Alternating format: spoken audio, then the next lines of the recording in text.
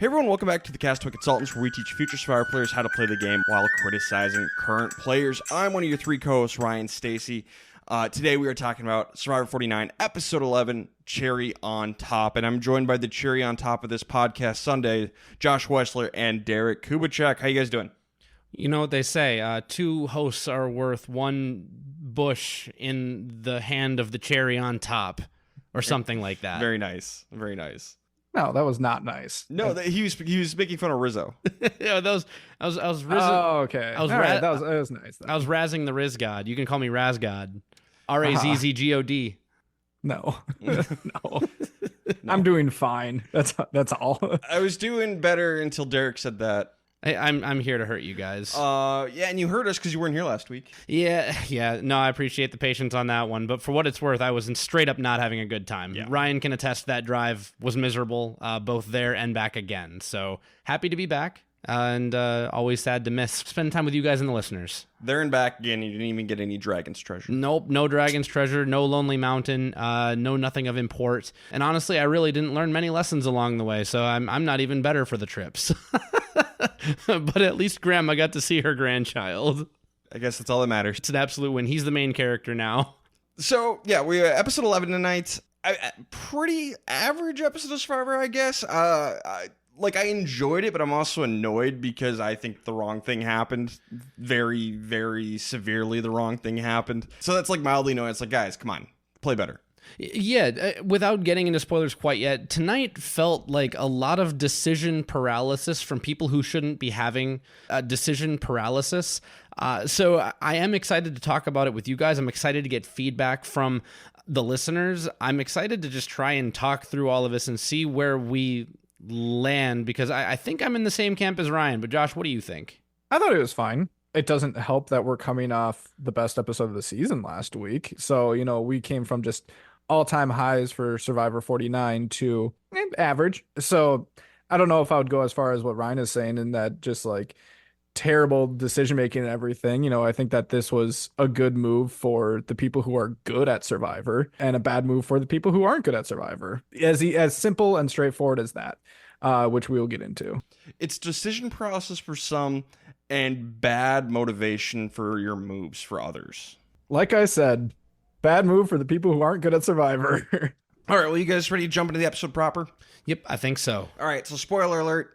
Get out of here. 3, 2, 1, and go. We're going to lose Sophie S tonight. We are down to only one Sophie on this island. And like I said, I think it was a bad move, but we'll get more into that. But goodbye, Sophie S.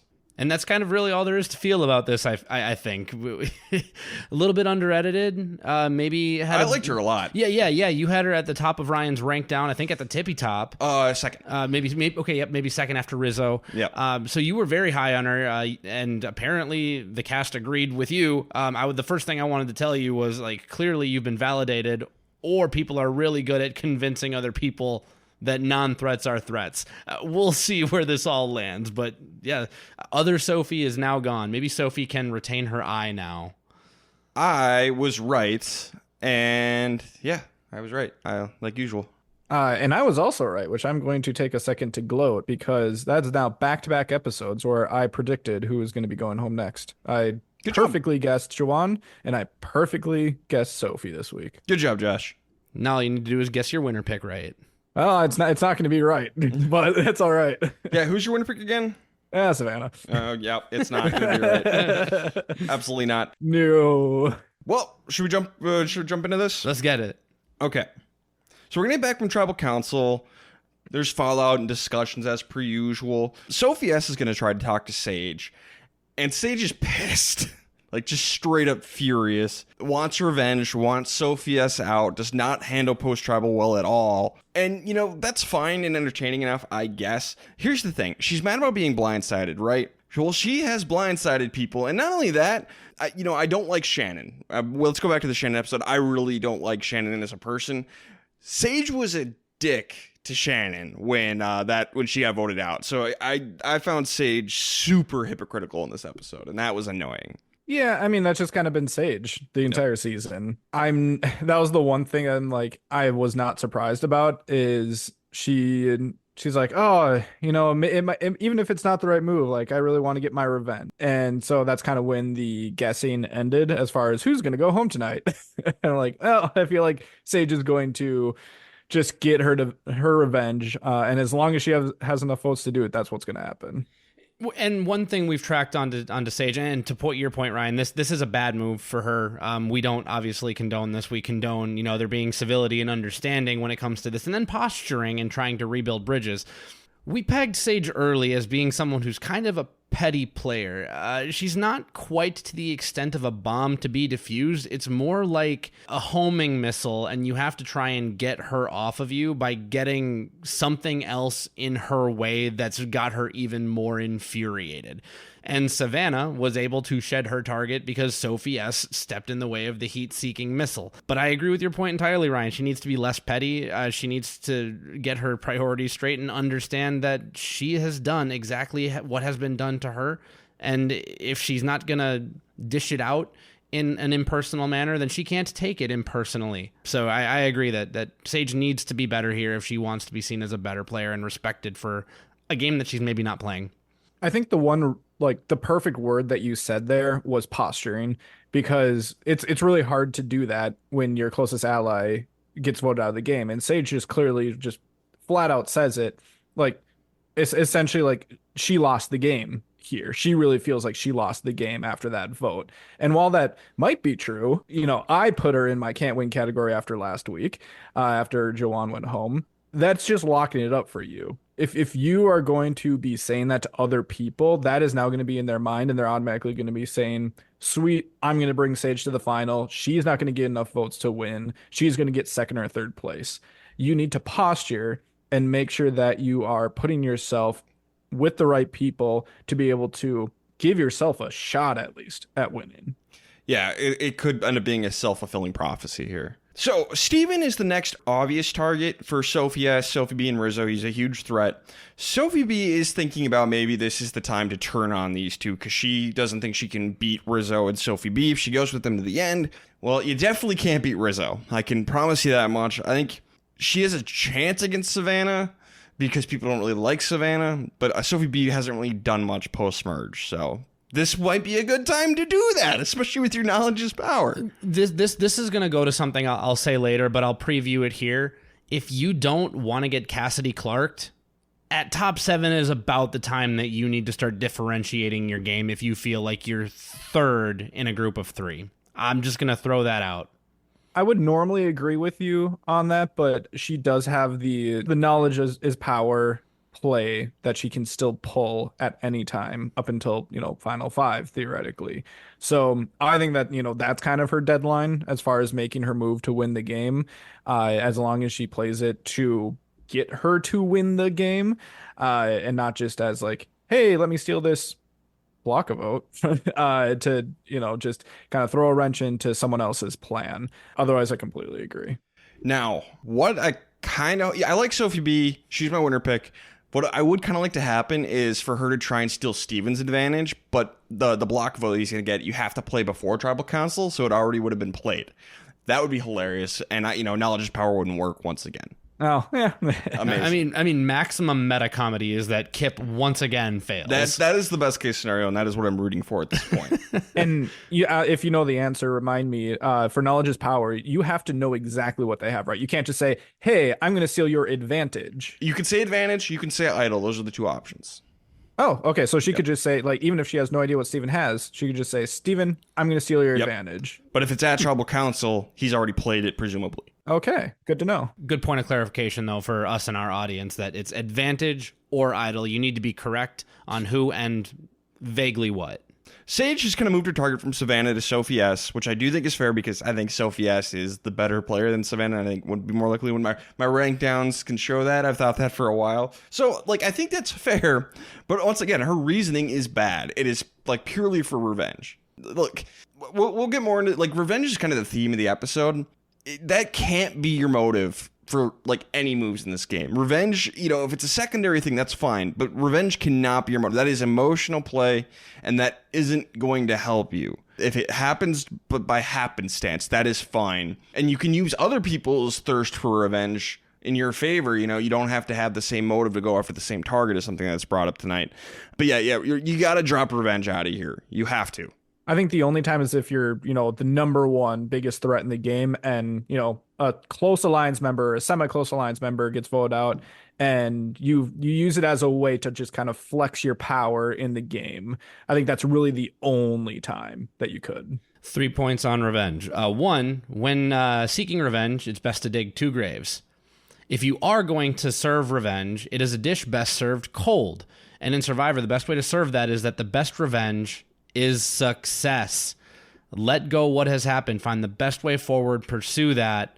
And you know what? I think you'll find yourself satisfied. Winning the game is the best revenge. Correct. Like you hurt me, you betrayed me, you stabbed me, you took out my ally, whatever. I still won because I made the best moves from that point. That's the way to get your revenge. We're going to get a journey. A boat's going to show up. And Steven is the only one to volunteer because the word strenuous is in the title. So Steven's the only one who wants to do it. You don't want to lose your vote. I get that. But, like, you guys just let Steven go. This is so bad. This is so bad. The fact that nobody even challenged him. Nobody, like... I understand that we kind of, by the way, posturing again where I see the game, you have to break up the Sophie, B, Savannah, Rizzo trio. I don't necessarily think that Steven should be the target, but there's 7 people left, and 3 of them want to target Steven because he's such a big threat. One of them needs to try and do this instead of him. They almost have a majority, and Sophie S is at best a wild card. They might have something. I have no idea why they let him get away with this. This is unforgivably bad. I think Savannah's really the one that should be stepping up from that trio. Yeah. I think this is worse on Savannah. Like, just because Rizzo has the idol, like, I'm going to give him the pass. And kind of at the same time, unknowingly, Sophie B has knowledge is power. So, like, I'm just going to let her, like, I wouldn't be mad if she stepped forward, but I'm going to also let her have a pass too. Well, I think the people who are playing the middle a little bit more, like a Sophie S, secretly a Sophie B, like a Sage, I don't think they need to risk it because they can play either side if they want to. It's like, oh, okay, Steven got an advantage. Rizzo's also got one. We can get them to target each other. Like I said last week, the enemy of the state strategy. Mm-hmm. So I think everybody in the middle is fine. But yeah, I think this is bad on Savannah for sure. So on the journey, Steven basically has to sprint around this island, including like scaling some pretty big rock, pretty sketchy rocks. I was really surprised at how adventurous this was. This really felt like something out of an old season. Mm-hmm. It kind of felt like when in Micronesia when they had to swim from one island to another to get an idol clue, or just like some stuff out of like the Australian outback, like really putting them out into kind of like a dangerous adventure. So I gotta say I dug it. If I'm Steven, I'd be pissed because like you gotta be kidding me. I don't want to Matthew myself and like break my shoulder. They warned you. They warned you, but this was intense, I gotta say. Hey, someone's got to set the standard. Maybe in future seasons, they'll do more strenuous, adventurous stuff, and people will see and be like, oh, they might actually be serious, because if I'm Steven or anyone else and I see like someone come with a boat on shore and say, hey, we got this really strenuous thing that's going to happen, I'm not believing it. Like, come on, this is modern era Survivor. Like, it's going to be hard, and I might be really tired afterwards, but dangerous and strenuous, I don't know about that. Hopefully people see it now and it's like, all right, maybe reconsider. And by the way, idea for Survivor production: the next time you say that there's a strenuous challenge that needs to go be done, name a boat, strenuous challenge, have it be a reward, and Cochran is there to give you advice. Or Debbie is there to give you advice. No, not don't win Debbie. it. No.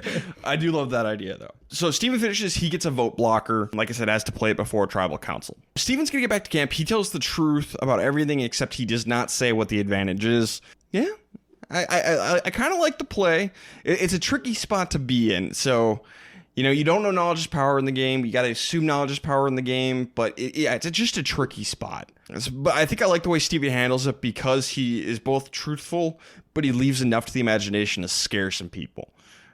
So that's what I think. It also helps that he's in the minority. Yeah. So I think he has the luxury of like being mostly, 90% truthful and just leaving it to, he could have even said just like, I did win something. I hope you guys understand, but I'm going to keep that information to myself. Sure. That would work too. Like you could just leave it at that. And I think if essentially everyone would understand at that point. Except maybe Sage. Yeah, no, I like this, especially because Rizzo is on the opposite side of the spectrum. And Rizzo is the one, to me, I see being in the most power position and has been for a couple episodes now, even if he's been out of the numbers because of choices being made by players whose strategic games are a bit lacking. Rizzo's now in a very important place of power. He has a very public advantage. And what's kind of the kryptonite to that? Like a known unknown, which is he has an advantage, but I have no idea what it is. It could be an idle nullifier. It could be a steal a vote, extra vote, block a vote. Knowledge is power. It could be knowledge is power. It could be an advantage at the next immunity challenge. Like it could be a trillion things. Could be the Medallion of Power. It could be the Medallion of Power. Anything's possible. Yep. So Rizzo is 100% convinced it's a vote steal and tells Steven so, which is very, very funny. And Steven just like, no, okay, yeah, that's interesting. He's almost right. He's close. I mean, maybe don't be so sure because Yeah. like he tells Sophie, he tells Steven like, no, I know it's the vote steal. And you got a little bit of tunnel vision on that idea. We're going to go to the immunity challenge, which is a new incarnation of like the stack the blocks and you have to move very patiently where it spins instead. I think this one might be easier than the tilting table one. The only person who really had any problems with this was Sophie B. Yeah, and that's just because she rushed it at the end trying to catch up. Like it was more just like, oh, you know, we all went at the pace that we felt comfortable with, and Stevens was just slightly faster. Yeah, it's the tension in the cable, and that's why I agree, Ryan. The first iteration is harder, but this is still a fun iteration, and I'm happy that we have it. Let's do another one like this. Tweak it a little bit. Steven's going to end up winning, and he gets to bring 2 people on reward with him. He brings Christina because she played the idol on him at the last tribal council. I get you and repay a favor. Leave her at camp. She's your number 1 ally. She can report back from what happens at camp. He also brings Rizzo because he's gone the longest without food. Okay, maybe you can do something there. I thought Sage might have been a good idea since she's such an emotional player. This is a way to maybe pull her in to your side, unless you're like certain you already have her. Yeah, I'm trying to think. We have the benefit of the audience's point of view. So Steven might not know this, but when we think about the other 4 people on the beach, it ended up being, all right, let's vote for Savannah. And then when, Savannah came back and Sophie S left, it was, all right, we all got to vote for Sophie S. Which piece can you plug out of there and stick Rizzo in and benefit yourself the most if you're Steven? To me, if you're Steven, you still probably want one of the trio to go home. Evidently, that is not the case from Steven, which I don't understand. So, like, if Sophie S is truly his target, I guess what he did was fine, but I think that he was wrong in that. And I like your Sage pick over Rizzo, to be honest. So I'm going to go with that just because with emotional people, you can build bonds with emotional things, and this is one of those things. So maybe Sage and Rizzo. Because the Rizzo thing seemed to, at least there was positivity that came from that for Steven. There was a connection made together. They ended up working together for this vote, even though it was a bad move for Steven. But yeah, your point being, Derek, that, this was a good move to get Sophie S out, but Sophie S shouldn't have been the target. Exactly. So, like, I don't... so, like, cool, you did what you wanted, I guess, but why did you want this? Yeah, you shouldn't have wanted that. I wonder if there's any sort of like defense, I guess, if you want to think about it that way, from his point of view with taking Christina. You don't know how she's going to think, if she's going to be thinking that far ahead. Yes, hopefully you have these conversations before you get to this point of like, hey, you're my number 1 and I'm not going to bring you on a reward if I end up winning it. Christina, it's been said on this podcast that she might not be the best Survivor player, someone who I don't think has a shot to win this game. Maybe he thinks that he needs to bring her to not mess up their relationship, not mess up their alliance, and not mess up a vote for $1 million once she's potentially on the jury. Yeah, he should have had that conversation. Like, you and your closest ally need to have that conversation. Do not pick each other. Mm-hmm. Yeah, your closest ally probably shouldn't be Christina, and it probably shouldn't be Sage, and it probably shouldn't be Juwan. In fact, there's a lot of people on the season who your number 1 probably shouldn't be. Hey, Christina, I will defend him by having Christina as his number 1 ally. She is no threat to him, and she seems like she's going to vote with him all the way. Yeah, Christina might be a great ally. Yeah, fair point, Josh. Fair point. So how this is going to break is Sophie S and Savannah are the 2 targets, and everybody in the middle is trying to decide which way to go. There's some good reasons, some petty reasons, but my question is, why is no one targeting Rizzo? Yeah, that's my question. Yeah, I don't understand. I think this goes back to, either of the last 2 tribals were the time to target him with the idol. Now I think they're just accepting their fate. I think they're accepting the fact that he's going to get to Final Four just because he has the idol, and because there's other threats, or at least who they perceive as threats in the game. Like, yes, Rizzo's there. They're just scared. They're just scared to go for the idol. I don't 100% blame them just because of how many people now are left in the game. I think they just missed their shot. They had another one. Sophie S is expendable. Okay, you tell him it's Sophie S. Y'all target Rizzo. If he plays his idol, okay, Sophie S is out, whatever, it's fine. Savannah doesn't make sense. Like, yes, she's good at the challenges. Yes, she is conniving, but she's not winning. I mean, okay, she could win if she goes to the end with, like, Christina and Sage, maybe. But there's people who don't like her. Christina at Tribal Council is straight up going to be like, yeah, I strongly dislike Savannah. Why is her name getting thrown out at all when Rizzo exists? Right, and Josh, I know you said that's basically because they've accepted their fate. I think that's a horrible move. And I think it's a horrible move for multiple people. I think, one, someone like Steven needs to make sure that trio gets broken up. Otherwise, he has no chance, even if he can gather free agents on the offshoot, especially because we know that other advantages have been floated in the game. I know that Savannah already used her extra vote, but who knows what else might pop up that could give that trio power. Get the L out of the game, target the trio. You have immunity, you have an advantage. Now's the time to do it. My problem is Sophie B, in my opinion, should also be wanting to separate her game from Savannah and Rizzo right now as well. You know who has the idol. Take it. You're safe this round. Vote out Rizzo, big threat, and now you're the one with the idol. And you're the one who can use that to navigate yourself into a position of power to the Final 5 and Final 4. Steven gets a big out. The trio is broken up. Sophie gets to play her own game to the end. And you essentially have 5 free agents. 6. Well, we'll say 4 free agents and then a duo in Christina and Steven. So I think that there's just a mismatch of motivations here. And I don't understand why Rizzo's not the target. It does not make sense. Agree completely. Thank you.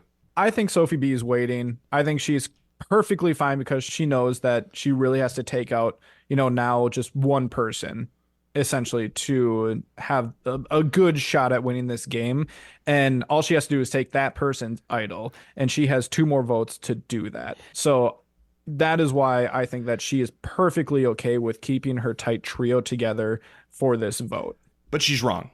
I don't think she is. I will say I do not think that she's wrong. I think that is the right decision for Sophie B. And why I think it is wrong and why I agree with Ryan is in the new era, we've already seen this happen twice. One time, much to Ryan's chagrin, but I still think it is the answer. But the first time, Cassidy Clark should have won. All right, but she rode Carla's coattails, and this is air quotes for people with videos because I don't necessarily believe it. She rode Carla's coattails too long and didn't play her own game and lost to Gabler because of it. What?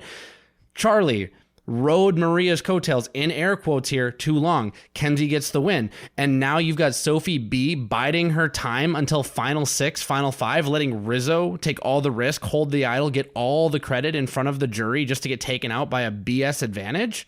I'm sorry, Rizzo's going to get all the credit for Sophie B's game if she doesn't shed that weight now. So, biding her time is a horrible idea, and we've seen it twice already. We've seen great players lose twice because of it already. I have more faith in this cast than the cast of 43. Have you been watching the same season? Have you seen these people? Yes. I mostly still have faith. Josh, we have to talk about your drinking problem. If Sophie B is at the end with Christina and Sage, yeah, she'll win. I don't think it matters. Look, Sophie B can still win this game. Don't get me wrong. She made a bad move. This was the time to take out Rizzo. If Rizzo wins 2 immunities, that's it. It's over. Rizzo hasn't been a threat in anything, so. Yeah, but you never know what the challenge is going to be. It could be a challenge where you have to make bad puns with your name. Boom. And then what are they going to do? Have a second challenge where you make bad puns with your name back to back? I don't think so. Or what else is Rizzo good at? It'll be an aura farming challenge, and then having a Z in your first name challenge. Any given Sunday, Josh. Any given Sunday. Any given Sunday, but not 2 Sundays in a row. Sometimes 2 Sundays in a row. This is way too big a risk to let Rizzo stay in the game. So we're gonna lose. Sophie has 6 votes, 1 vote for Savannah. It should have been Rizzo. Everyone screwed this one up. Yeah, I mean, I agree that Rizzo should have been the target. And weirdly enough, because I'm thinking that Sophie B should want him out, Sophie B should have stolen his idol. No idol gets played. Rizzo goes home. Let's say she doesn't do that and Rizzo plays his idol. Fine. Then Sophie S can go home, and it's like it's the right move for everybody involved except for Sophie B, who would have misplayed in that situation. Exactly. So ideally, Rizzo goes home here. Derek, I've never felt so in sync with you on a podcast before. I don't think we've been this in sync with this many levers and mechanics that could have been pulled. But like, as much as season 48 annoyed you with like the lack of things happening, I was annoyed with the lack of things that happened in this episode. Like Steven, you finally got some power, and this is how you use Sophie S. That's how you utilize this moment. You think Rizzo is going to care that you spared his life? Absolutely not. In the best way possible. Rizzo's a psychopath. Like he is a survivor psycho. He is going to compartmentalize. And in fact, I think he's going to let this inflate his ego a little bit. Deservedly so, because why is nobody targeting him? Unless he's the worst person to live with and they've all made a pact, like a la Will Wall, that Rizzo's not winning the game and $1 million would be bad for him. Rizzo should have been the target here. I wonder, how old is Rizzo? Because is it a thing like with Will Wall where they're not going to let him win? Let me check. How old is Rizzo? 25. No, that's ridiculous. Yeah, no, a 25-year-old should be able to win Survivor. So, yeah, I don't get this. So unless Rizzo is dropping every slur and they're cutting all of it out, I don't get it. Maybe Riz God is actually a slur and we didn't know it this entire time. Oh my Riz God. We have treaded into uncharted waters now. No. I've said stuff like that before. Yeah, no. This is totally charted. What did social media say? I'm really curious about this one. I'm going to predict they're going to say it was the wrong move because Savannah didn't go home. Correct. That's my guess. I think they wanted Savannah to go home. Well, the beautiful thing about social media is you always get a lot of context with anything that's posted. Exactly. Yes. So like saying 80% of people said no. They're saying the wrong person got voted out. Why? We don't know. Obviously, they all agreed with us that Rizzo should have gone home. Actually, it's social media. They wanted Savannah. No, it plays to my bias, so I'm going to accept it my way. There you go. Perfect. You know what, Ryan? We can be on social media's 80% team today. As is tradition with social media. They're always right. All right. So should we get into best and worst player of the episode? Yeah. All right, I'll start us off. My best player is Rizzo. Getting Sophie S out is great for him. I think she was his biggest competition in winning the game. I still think he would have won, but she's a challenge threat, and I think she could legitimately win. He made a good peacemaking bridge with Steven and Christina, got them to make a bad move, and once again, he held on to his idol. So, I have very reluctantly placed Steven here because he got the advantage. Nobody fought him to go get it. He fought for himself. He won immunity, and I think ultimately saved himself. If I'm going to put a little bit of trust in the cast, even though me as a viewer, I think the wrong move was made here and that he could have played riskier and taken a bigger swing at Rizzo, maybe he truly did, and maybe Sophie S truly could have beaten Steven. In that case, I think the only person left now who can beat Steven is Rizzo, and you still have some time to get him out. So between winning and saving himself, getting the piece of hardware, and I guess kind of trusting him that Sophie S may have beaten him, I'm giving it to Steven, but Rizzo is the highest honorable mention, and I had them neck and neck. And Steven also still has the vote blocker. Yes, and Steven still has his advantage. I understand. Yeah, I give it to Steven. Was the only person to volunteer to go try to get an advantage at Final 7. Come on. Wins it. Goes off, wins immunity when his neck is going to be on the line. And then at least he communicated to us that he really wanted to try to keep his vote block for next episode. And I think that was a really big motivating factor for him not going all out for someone like Rizzo, because Rizzo had already come to him saying that he wanted to work with him to get a person who is a moderate threat in this game. I didn't have Sophie ranked as high as Ryan did in my jank downs, but still had a chance to win the game in my eyes. So that was enough for me, for Steven. All right, how about worst player, Derek? Yeah, I think I've already kind of tipped my cap on this one. My worst player of the episode is Sophie B, because I feel like she had the most to lose. She had plenty that she could prove. She could have separated herself out, put herself in a great position with new hardware, sent home one of the only people on my dank down that can beat her. I had her higher than Sophie S, and we've seen this episode and last episode that Sophie S trusted her and wanted to work with her and saw her as a potential ally moving forward. For someone like Sophie B, having an ally who wants to work with you that you can beat at the end, and you just let that go because you decided to stand pat and not do anything and play like Cassidy Clark and play a little bit like Charlie and not learn that lesson, I'm giving it to Sophie B. She had a shot here, and while she can still do it and there's still time, this was a massively missed opportunity, and she lost an ally, in my opinion. I give it to Sage. She was too dead focused on revenge here, and I think that Sophie S's game is one of the more mysterious ones, at least to us, based off of editing, clearly based off of our rank downs and jank downs. I don't remember, Derek, for your dank downs, but it kind of varies how much we saw her as a threat in this game. And for me, Sage was unlikely to beat Sophie in the end, but I think that she was one of the people who she could have gotten in reach of, just with making the right moves in these last few episodes. So I thought that it was bad that she was so focused on revenge to take out someone who is not clearly, at least to me, one of even the top half of the threats in the game. I gave Sophie B a dishonorable mention, but I do agree with you, Josh, on Sage. Plus, playing so poorly after Tribal Council, using revenge as a motive instead of smart gameplay. And yeah, she should have gone after Rizzo, not Sophie S.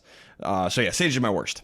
I've got no bones to pick with any of that. All right, let's get into who is going next. Josh, start us off. Not only am I going to tell you who's going next, I'm going to tell you the results for the rest of the game. Oh my God. Just because I think that this episode really revealed where people are going to, what their plan is. Rizzo's just trying to make it to Final 5 in order to be able to play his idol and just make it to Final 4. He ain't playing that thing. Sophie B, I think, is pretty clearly just biding her time so that she can use the knowledge as power to then get the biggest threat in the game out, whether that's at 6 or at 5. So I think next episode, we're going to finally get this thing to come around, and Savannah is going to be the one to go home because people are too scared of the idol still. Sophie B at that tribal might steal Rizzo's idol. Rizzo wouldn't go home because they'll be taking out Savannah, but then Rizzo would end up going home at 5. So I think that it's going to be Savannah at 6, Rizzo at 5, and then one of either Sophie B or Steven wins this game with Sage and Christina at the end.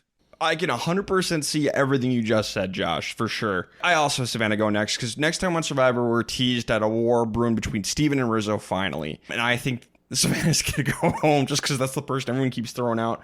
I do think it's very possible Sophie B takes Rizzo's idol at this point, but Savannah goes home. Ireland wins, but Crum gets the snitch. Yeah. That's really funny. That's very clever. I'm going to stick with the exact same prediction that nobody got to hear me give last week because I wasn't on the episode.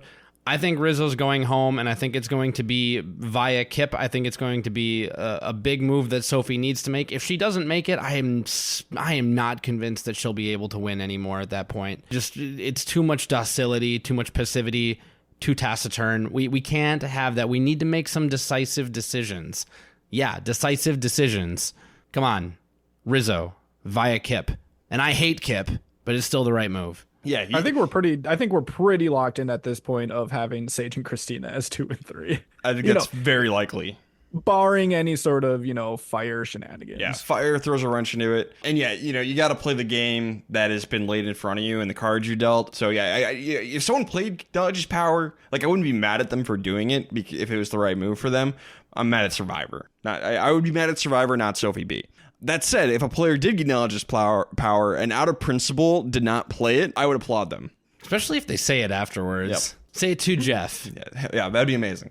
So super random, super random. But each year, and with context, Minnesota, I don't know if other states do this, but every year how they have naming contests for the snowplows. Yes. You just accidentally said knowledge is plower, and I want that to be a nomination for snowplows next year. It's pretty good. Josh, do you know what's really weird about that? My grandpa pitched a name for the Name a Plow contest, and he was being super coy about it, and he wouldn't tell us what it is. And I got annoyed. Why won't you tell me what it is? You think I'm going to steal your name, Grandpa, and like submit it before you and steal your glory? No, now you've just awoken a fire that I have to defeat you. So I have a front and back list of names that I'm going to submit to the snowplow naming contest for Minnesota when it opens up here in a couple weeks. Nothing will ever beat Plowy McPlowface. Exactly. I mean, that one's great. That's the only answer. All right, let's get into the rank downs, jank downs, lank downs, and dank downs. I said them all right. Yep. So, Josh, what happened last week with the lank downs? All right, so our listeners, once again, thank you for submitting, promoted Rizzo up until spot 1. Ended up passing Steven, who now takes over second place for them, followed by Sophie B, who leapfrogged Savannah. The person who also leapfrogged Savannah was Sophie S. Doesn't matter anymore, but that's what they had. Followed by, like I mentioned, Savannah, Sage, and Christina to round out the bottom. Okay, I'll go with my rank down. You know, you pluck Sophie S out of there, and I have no change. It's Rizzo, Steven, Sophie B, Savannah, Sage, and Christina. That is literally my exact dank down. Rizzo, Steven, Sophie B, Savannah, Sage, Christina. Yeah, and the only change I had is I moved Rizzo finally up into the first spot. So I do have Rizzo number 1 overall to win the game at this point, followed by Sophie B and Steven. And I think they're neck and neck. I think it's a toss-up between the two of them at that second spot. And then a pretty big gap, Savannah, Sage, and Christina to round out the bottom. Okay. So, Survivor Pool time. Josh, you have the floor. Derek and I have nothing to do with this. Yeah, you guys suck. Fair. So, a little bit of a plot twist here. Very unexpected, but one person got out this week only because they ran out of people. So, Vo on Spotify had no one to pick. So, Vo is out. Thank you for playing. But everyone else still had someone left to pick, and no one picked Sophie S., which I think is shocking. Which means we play on to next week. And unfortunately, I'm out of people. So that means I'm going to be out. And unless every single other listener is also out of people, that means that one lucky listener is going to beat me. So congratulations to whoever that is. If you do have people remaining, go ahead and submit. I know several people made sure to let me know that they were picking their last person. So I'm just, at this point, I'm curious to see if anyone has anyone left to submit. You might just win by default. Okay. Can't wait. I hope someone beats Josh. But I'll continue to keep track of the listeners until we have our sole survivor. Okay. All right. I believe we had questions and comments from the listeners. So yes, from Fairway Dave on Spotify, if you were on this season, given the same plot lines as we've seen, what is the move that you would have wanted to pull off to go on your resume? What do you think has been the biggest resume building move in all seasons of Survivor? And, he put in his vote that his would be Boston Rob backstabbing Lex. Well, first off, I definitely want to pull off the enemy of the state strategy. Just get two groups to target each other. That's one I've always wanted to pull off. And I think there's opportunities to do it. The biggest resume building move of all time? That is a great question. It didn't get her the win, but I think Parvati's double idol play in Heroes versus Villains, it might be the most iconic. That's the one that came to my head too as maybe an iconic move. Let us not sleep on Todd, Jean Robert in Final Tribal Council. It's more of like a resume solidifier. It's more like you taped a candy bar to the resume. I got one. Denise single-handedly taking out Sandra and getting her idol in the process in Winners at War. She got the Queen Slayer title from that. Obviously, she didn't get to the end to use it, but she is the Queen Slayer. That is on her resume. On all resumes outside of Survivor, she could put that on a job resume. People will be like, "What? you murdered a queen?" Yeah, and I'm not going to confine myself to just like if the plot lines were exactly the same because I don't know who I'm replacing. And I don't know how I would go. And also, I don't really want to use knowledge as power. And I think the biggest move left on the table is stealing your ally's idol to send him packing.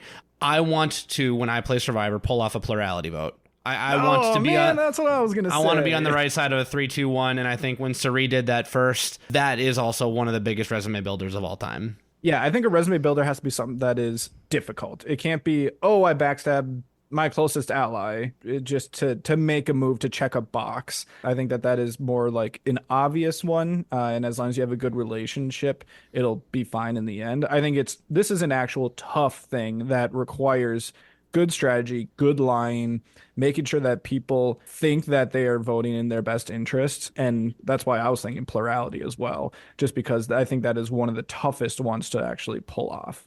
Okay. One that has a lot of layers. Great question. Thank you, Fairway Dave. Thank you. And then from, we'll see if I pronounce it right, but S. Luther. Maybe That might be EHS right. Luther. It could be EHS Luther. I always wonder. Says, I feel like Rizzo, Savannah, and Sophie B are pretty unique players when you consider their arcs and personalities. Who do you think are the closest comps to each of them in prior seasons? So I was thinking about this, and I really couldn't think of a good one for Rizzo and Savannah. Rizzo's voice reminds me of somebody not Survivor related, and I cannot for the life of me figure out who it is. It's killing me. The only one I could really think of was for Sophie B. There's a little bit of Stephanie Valencia from Redemption Island there, I think. So I'm just gonna do the obvious thing and say, like, okay, if we're trying to compare them to past winners, this is what I'm gonna do. I'm gonna say that Rizzo reminds me most of Fabio, just because they're both silly. Rizzo has more of a strategic bone. I think that Fabio might have the social edge a little bit with his carefree surfer bro attitude. I see Sophie B as a Jenna Maraska, and I see Savannah having some Parvati in her, but not as much of that social strategic wombo combo. So I'll compare them each to winners and give them each a shot here, and then those will be my comps. Thank you for the question. Okay, and that is episode 11. I think we can wrap things up here. Guys, social media. Yeah, in addition to the comments, the one thing that I really wanted to call out is it is the holiday season, and our favorite holiday around these parts is Spotify Wrapped. And it is expanded into, other platforms. Apple's got their own thing. YouTube, I'm sure, has their own thing. But, we like to specifically look at Spotify Wrapped since that's where our biggest audience is. So if we made it into your top podcasts for 2025, please let us know. We'll give you a shout out. It's super cool to see when people let us know. As a podcast, we do also get our own creator Wrapped. And it's always cool to see new audience members that have come along this year, how much the podcast has grown, all the new comments and followers and all the different countries that people come from. So thank you very much to everyone who is new here in 2025, but also definitely let us know if we made it into your top 5 for podcasts for the year. And I'm going to shout out 2 things specifically. Our top 5 countries, in no specific order: United States, Canada, the UK, Australia. No surprises so far. Finland. Cool. I'm so happy to know that. I'm not sure why, but I love it. So thank you to our Finnish listeners. I appreciate you. Our finest Finnish listeners. Yes, our finest Finnish listeners. And lastly, we all know that we are a smaller, grassroots, independent, unofficial Survivor podcast, as Jeff reminds us 5 times an episode when he says, "On Fire, the only official Survivor podcast." I see you, Jeff, and I get it, but thank you for drawing attention that there are unofficial ones.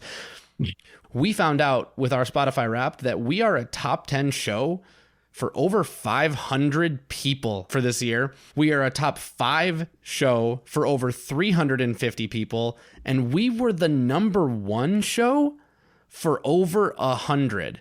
That is awesome to me. Thank you for spending your time with us. So I know we're spending a little extra time here at the end, but again, Spotify Wrapped is my favorite holiday of the winter season. So thank you for joining us for it. Yeah, it's greatly appreciated. Thank you. I said last week, Thanksgiving, we're thankful for you. Well, we're Spotify Wrapped for you. Yes. Yeah. So let us know either in the Spotify comments or on any social media. I know they make it super easy to share. So it's Castaway Pod on Instagram or really any other social media. If you want to tag us in it, go ahead. We'll definitely share it and shout you out. So thank you again. All right, guys. Do we have anything else tonight? Link down, Survivor Pool, Spotify Wrapped. That's it. All right. This has been the Castaway Consultants. Got nothing else for you. Good night.